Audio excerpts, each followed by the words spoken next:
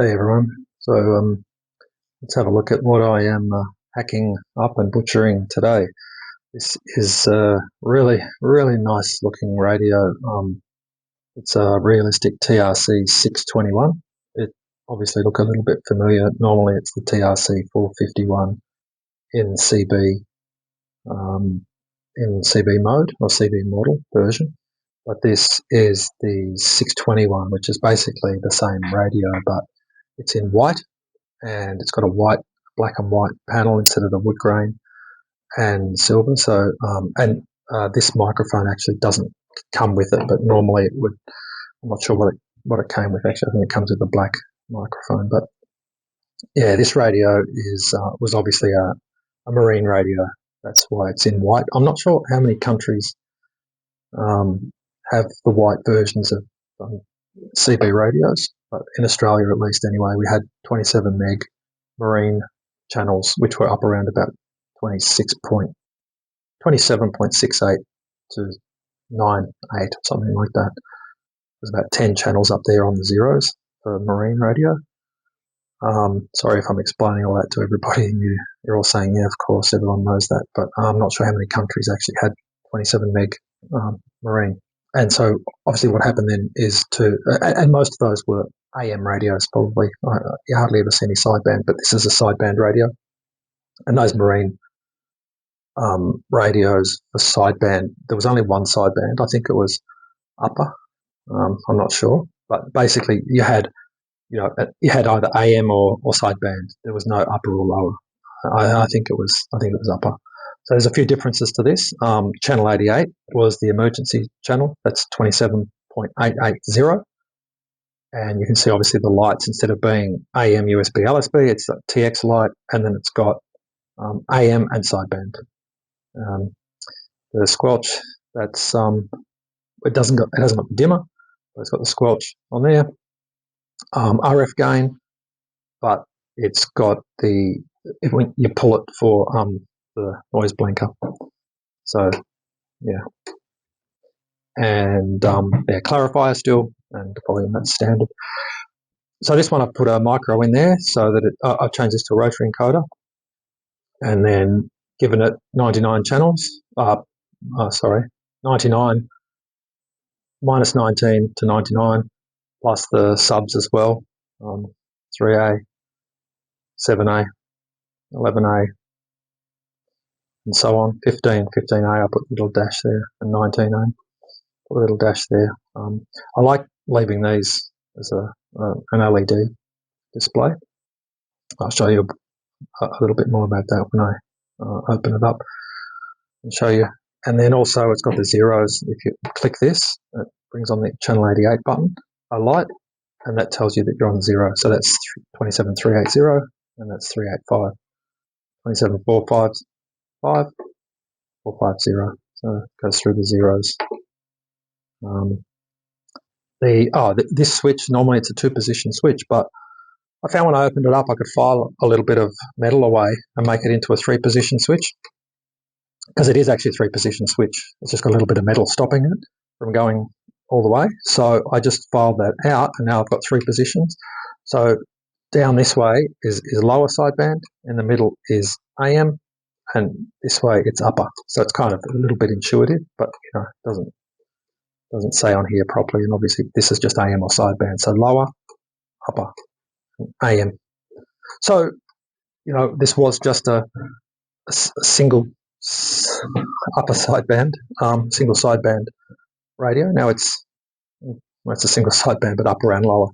So now it's completely usable for CB. And once you put the micro in there and the DDS 5351 reference oscillator, the only difference between upper and lower sideband is actually in the software.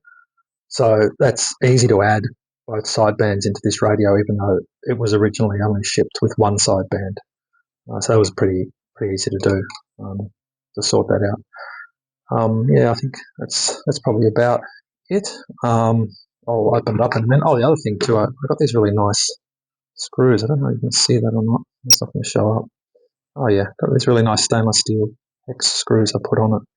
Makes it look really nice. This is kind of blowing out a little bit. I think it's Yeah, it looks a bit yellow in this camera, but it's yeah, really nice. It was in really good nick. Picked it up off eBay a few months ago as a marine radio, unmodified, and I just thought, oh well, that's definitely something I can hack at it and make it into a fully working upper lower sideband AM CB radio with all the channels. But I guess too, also because it's got the zeros, it's still got the marine channels.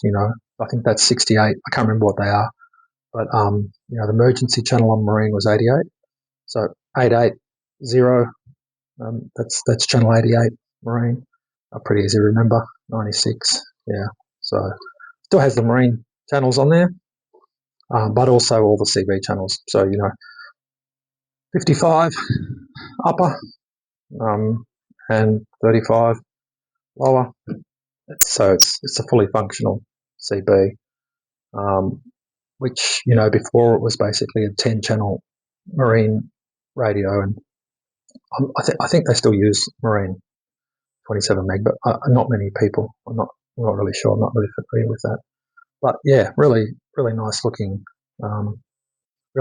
radio. I really like. I actually like the 451s as well, but the white version of it, it looks really good. All right, I'll open it up and show you inside. One other thing I forgot to mention, I changed the 5-pin plug. It's normally got a 5-pin in. I put this 4-pin socket on there because those 5-pin plugs are complete rubbish. So yeah, that's definitely a worthwhile mod. Okay, so this is on the inside. You can see I use these connectors. They've got the right spacing and they make it really easy to connect onto the board instead of having the wires straight onto the PCB. Makes it easy. So this, for example, this plug here goes to the band switch. This one here goes to the rotary encoder. So it makes it easy to change if you need to, and it also makes it a lot neater. And the pitch on the pins, I think it's 2.54 mil. So usually it'll line up with something else that you pull off the PCB. It'll also line up with the micro as well, if you can plug them straight onto there. So yeah, I use these wherever I can. You can see I've got a couple of extra connections on there on the back of the board that I needed to make. For the LED, I use these chips, which you can get pretty cheap. This is about $2 or $3. It's an HT16K33. That's a 7-segment driver that will drive, I think, probably 8 different 7-segment displays. So obviously here I'm using 2, but also these 4 LEDs actually hooked up to a 3rd segment, so I can control these from the micro as well. So you see when I switch it on, so they all come on, they're controlled by the micro. That was just as easy as wiring them up to the PCB in the right spots, because this board controls the brightness on them properly. You don't need any limiting resistors or anything like that. So, and this is an I2C, so it's really easy to control the up to 8 digits. So obviously I'm using 1 digit, 2 digits, and this is the 3rd digit that I can control with the micro, just using one of these. And like I said, it's about $2 or $3 for these. Really handy, because then you don't need so many wires going back to the micro. And then I just, it drives a common cathode block, LED block like this. So this is a common cathode. This is the right size for that. And you see it's got 10 pins on it. So you've got 7 segments plus the decimal point, plus the 2 common pins, one to drive each digit. So that's 10 pins in total. I used the same PCB on the front panel here that was an original PCB on the front panel. And then this actually solders straight into that front panel. So it made mounting the display really easy. The only catch is that it doesn't quite line up properly. The pin spacing on this is just slightly offset from what it should be. So what I do is, I've done this before on a couple of radios, I solder this in, but I leave a couple of mil gap, and then I just bend it sideways, and that shifts it to the right spot and also drops back at the same time. So solder it in, but a little bit out, and then just push it to the side, and that pushes it back into place. and gives a really nice, really nice display. It sits really well in the middle there. So then on the other side, a couple of the mods I did. Obviously, Echo board here. Again, that's the same board I've used in a few radios. They're only $5 or something like that.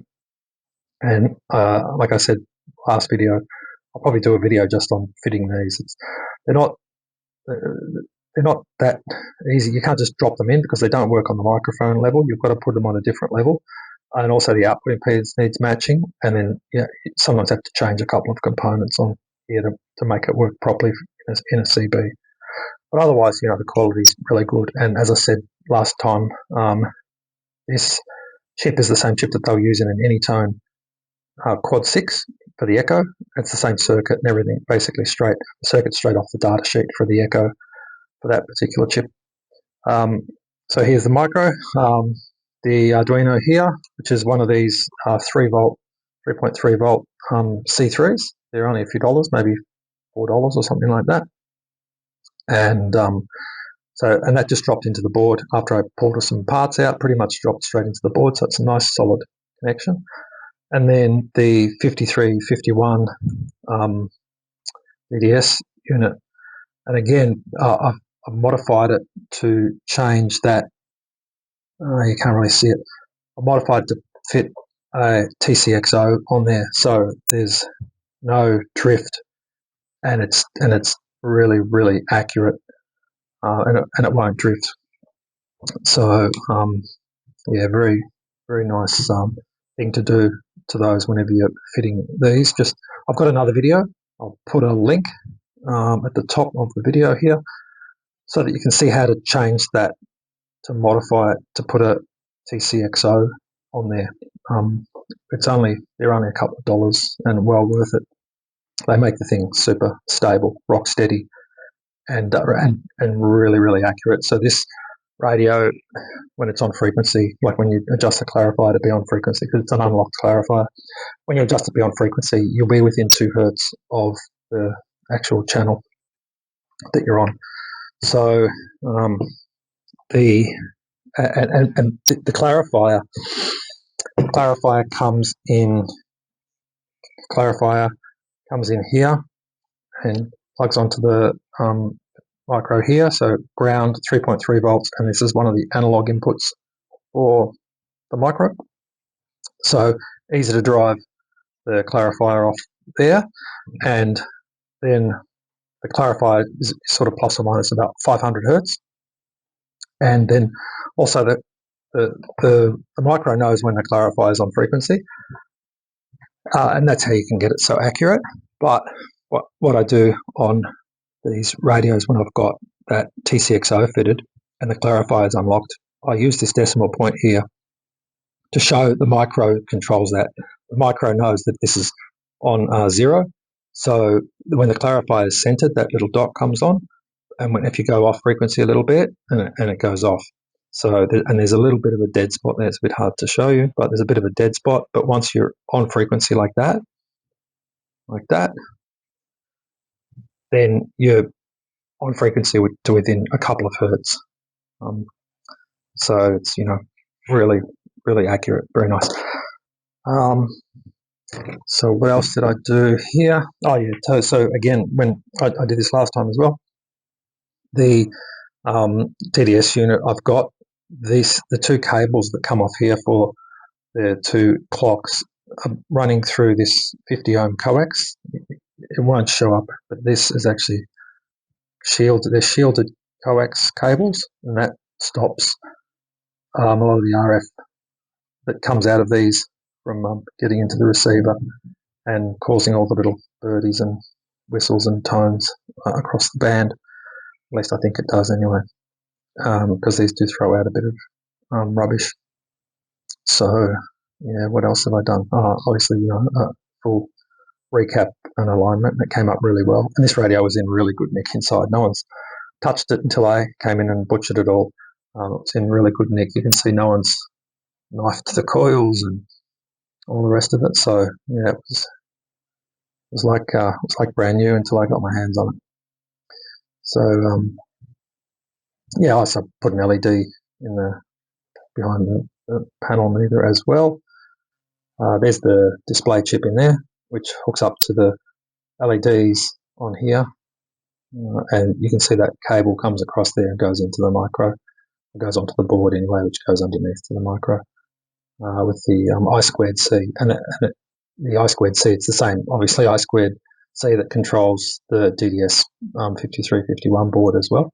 So very easy to wire it up because it's a common bus to go through to both of those. The Echo board, you can see here, it's wired into the RF gain control there. All right, so that's it for this one. So if you've got any questions or anything about the mods that I did to it, just let me know. I'll try and answer questions. I don't actually check YouTube very much. So, all right, till next time. See you.